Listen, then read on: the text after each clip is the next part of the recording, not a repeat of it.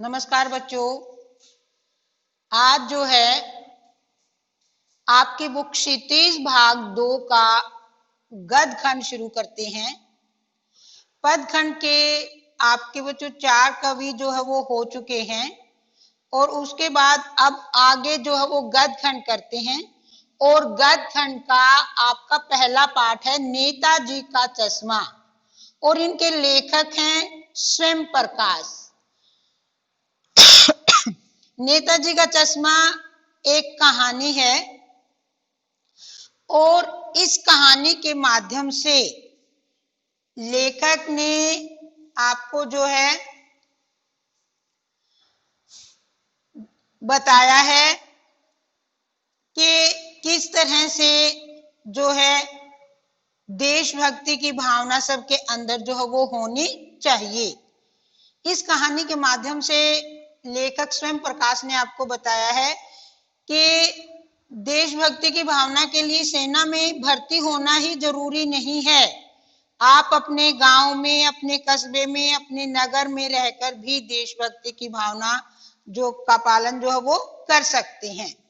तो यहाँ पर लेखक ने बताया है कि नेताजी का चश्मा लेखक स्वयं प्रकाश द्वारा रचित एक सुप्रसिद्ध कहानी है और इसमें उन्होंने देशभक्ति की भावना पर बल दिया है। कहानी की शुरुआत जो है वो एक कस्बे से होती है बच्चों, कि एक कस्बा है, उस कस्बे में 2 विद्यालय हैं। एक विद्यालय लड़कियों का है, एक लड़कों का है।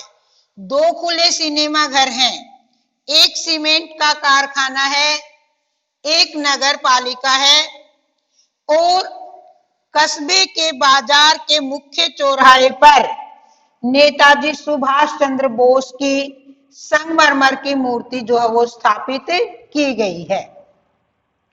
तो यहाँ पर जो इस कहानी में बताया गया है, जो इस कहानी का मुख्य जो है शीर्षक है कि नेताजी का चश्मा, तो ये इसमें बताया गया है कि बाजार के चौराहे पर नेताजी सुभाष चंद्र बोस की संगमरमर की जो मूर्ति स्थापित की गई है, उस मूर्ति पर जो है जिसने मूर्ति बनाई है वो चश्मा लगाना भूल गया है।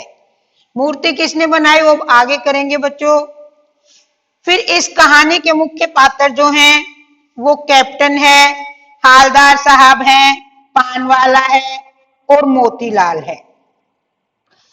मोतीलाल जो है वो कस्बे का एक स्कूल का ड्राइंग टीचर है और उसने ही, इस टीचर ने ही जो है नेताजी सुभाष चंद्र बोस की संगमरमर की मूर्ति जो है वो बनाई है। क्योंकि ये इन्होंने जो ये मूर्ति बनाई है, ये इसमें नेताजी के चश्मे जो है वो नहीं लगा पाए और जो है उसके 2 कारण बताए गए हैं, या तो वो भूल गए या उनको वो बनाना नहीं आया। ये क्लियर जो है वो नहीं किया गया है। मुख्य पात्र कहानी के हैं कैप्टन। कैप्टन एक गरीब व्यक्ति है, विकलांग व्यक्ति है और चश्मे बेचने का काम करता है। चौराहे पर जो नेताजी सुभाष चंद्र बोस की जो मूर्ति लगी हुई है उस पर ये रोजाना अपनी तरफ से जो इसके पास चश्मे का फ्रेम होता है, जो चश्मा होता है, वो वहां पर जो है वो लगा देता है। और जब किसी ग्राहक को वो चश्मा पसंद आ जाता है तो वो उसको उतार कर दे देता है और वहां पर दूसरा लगा देता है। लेकिन कभी भी इसने उस मूर्ति को बिना चश्मे के नहीं रहने दिया। क्यों नहीं रहने दिया? क्योंकि ये इनका नेताजी सुभाष चंद्र बोस के प्रति जो है वो सम्मान का भाव था। दूसरे जो है हालदार साहब हैं। हालदार साहब जो हैं वो कस्बे के चौराहे से अपने किसी कंपनी के काम से वहां से गुजरते हैं और जब वे वहां से गुजरते हैं तो उनकी ये आदत बन चुकी है कि वे वहां पर जो है मूर्ति की तरफ जरूर देखते हैं और जो है वहां पर एक चौराहे पर एक जो है पान की दुकान है और जो है वे वहां पर पान खाते हैं। तो वहां पर जब ये देखते हैं कि रोजाना जो है वो मूर्ति पर अलग अलग चश्मा है, तो ये क्या कारण है? तो वहां पर चौराहे पर जब हालदार साहब पान खाते हैं तो पान वाला जो है वो चौराहे पर इसकी एक दुकान है और वहां पर पान बेचने का काम करता है। आने जाने वाले इससे पान लेते हैं और खाते हैं। तो हालदार साहब भी पान वाले की दुकान पर पहुंचते हैं और पूछते हैं कि इस मूर्ति पर चश्मा कौन लगाता है। पान वाला उसको बताता है कि कैप्टन लगाता है। तो ये पूछता है कि कैप्टन क्या ये कोई सेना में भर्ती था? तो ये कहता नहीं, वो लंगड़ा क्या जाएगा फौज में, वो तो जो है चश्मे बेचने का काम करता है। तो ये बात सुन करके हालदार साहब को अच्छा नहीं लगता कि जो है कैप्टन के प्रति उसके ऐसे विचार जो है वो उसको बिल्कुल भी अच्छे नहीं लगते। फिर जो है ऐसे ही जो है चलता रहता है। कुछ समय के बाद जब वहां से जो है हालदार साहब निकलते हैं तो एक दिन जो है मूर्ति पर चश्मा नहीं होता। तो वे पान वाले से पूछते हैं कि क्या बात है, मूर्ति पर चश्मा नहीं है? तो इन्होंने बताया कि कैप्टन की जो है वो मृत्यु हो गई है। और उस समय पान वाले की आंखें भी नम थी।